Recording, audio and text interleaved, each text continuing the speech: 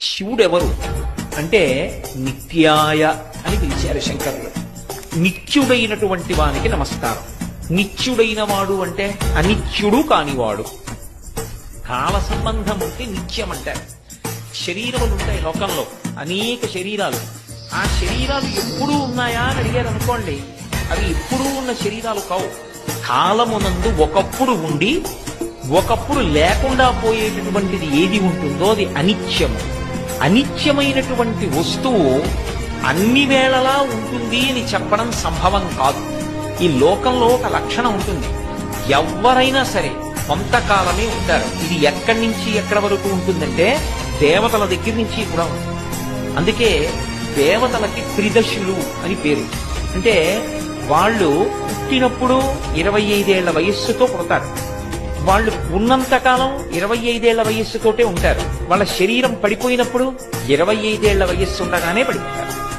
బ్రహ్మగారు ఆయనకు ఒక కాలమానం ఉంటుంది. ఆయన మనకందరికీ కూడా ఓ సంవత్సరం అయితే ఆయనకి ఏదో కొద్ది కాలం ఉంటుంది. అటువంటి బ్రహ్మగారు కూడా కాలమునందు శరీరాన్ని విడిచిపెట్టేస్తారు.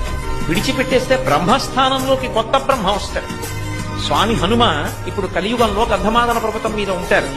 గంధమాదన పర్వతం మీద ఉండేటటువంటి హనుమ వచ్చే యుగంలో భవిష్యత్తులో బ్రహ్మ అవుతారయ్యా. శివుడెవరు అంటే నిత్యాయ అని పిలిచారు శంకరులు. నిత్యుడైనటువంటి వానికి నమస్కారం. నిత్యుడైన వాడు అంటే అనిత్యుడు కానివాడు. కాల సంబంధం ఉంటే నిత్యం అంటారు. శరీరములు ఉంటాయి లోకంలో, అనేక శరీరాలు. ఆ శరీరాలు ఎప్పుడూ ఉన్నాయా అని అడిగారు అనుకోండి, అవి ఎప్పుడూ ఉన్న శరీరాలు కావు. కాలమునందు ఒకప్పుడు ఉండి ఒకప్పుడు లేకుండా పోయేటటువంటిది ఏది ఉంటుందో అది అనిత్యము. అనిత్యమైనటువంటి వస్తువు అన్ని వేళలా ఉంటుంది అని చెప్పడం సంభవం కాదు. ఈ లోకంలో ఒక లక్షణం ఉంటుంది, ఎవరైనా సరే కొంతకాలమే ఉంటారు. ఇది ఎక్కడి నుంచి ఎక్కడి వరకు ఉంటుందంటే దేవతల దగ్గర నుంచి కూడా ఉంటుంది. అందుకే దేవతలకి త్రిదశులు అని పేరు. అంటే వాళ్ళు పుట్టినప్పుడు 25 ఏళ్ల వయస్సుతో పుడతారు. వాళ్ళు ఉన్నంతకాలం 25 ఏళ్ల వయస్సుతోటే ఉంటారు. వాళ్ళ శరీరం పడిపోయినప్పుడు 25 ఏళ్ల వయస్సు ఉండగానే పడిపోతారు.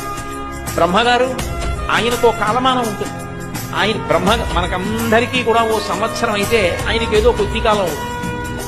అటువంటి బ్రహ్మగారు కూడా కాలమునందు శరీరాన్ని విడిచిపెట్టేస్తారు. విడిచిపెట్టేస్తే బ్రహ్మస్థానంలోకి కొత్త బ్రహ్మ వస్తాడు. స్వామి హనుమ ఇప్పుడు కలియుగంలో గంధమాదన పర్వతం మీద ఉంటారు. గంధమాదన పర్వతం మీద ఉండేటటువంటి హనుమ వచ్చే యుగంలో భవిష్యత్తులో బ్రహ్మ అవుతారయ్యా.